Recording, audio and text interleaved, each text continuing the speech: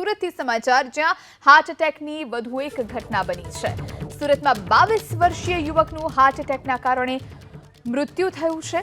જહાંગીરપુરામાં 22 વર્ષના યુવકને heart attack આવ્યો। તેજસ રાઠોડ નામના યુવકને હાર્ટ એટેક આવતા તેનું નિધન થયું છે। યુવકને કોઈ પણ પ્રકારની ગંભીર બીમારી ન હતી। અચાનક છાતીમાં દુખાવો થતા હોસ્પિટલ લઈ જવામાં આવ્યો હતો। હોસ્પિટલમાં હાજર તબીબોએ યુવકને મૃત જાહેર કર્યો। સારવાર મળે એ પહેલા જ તબીબોએ યુવકને મૃત જાહેર કર્યો છે।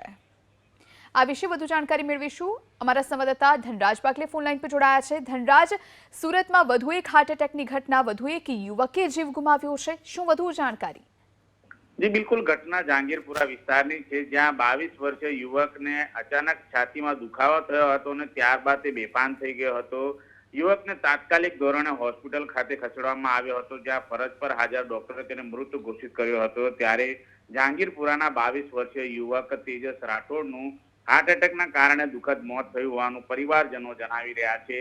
જોકે યુવકને સારવાર અર્થે પહેલા ખાનગી હોસ્પિટલ લઈ જવામાં આવ્યા હતા, જ્યાં તબીબોએ તેમને બચાવવાનો પ્રયાસ પણ કર્યો હતો। યુવકને કોઈ પણ જાતની ગંભીર બીમારી ન હોવાનું પરિવારજનો જણાવી રહ્યા છે। ત્યારે અચાનક જ છાતીમાં દુખાવો થયો બાદ આ સમગ્ર ઘટના ઘટી છે। ત્યારે પરિવારજનોએ પણ આશંકા વ્યક્ત કરી છે કે આ 22 વર્ષીય તેજસ રાઠોડને હાર્ટ એટેક આવ્યો છે। જહાંગીરપુરા પોલીસે મૃતદેહને પીએમ અર્થે ખસેડવામાં આવ્યો છે। મોતનું સાચું કારણ પીએમ રિપોર્ટ બહાર જ સામે આવશે।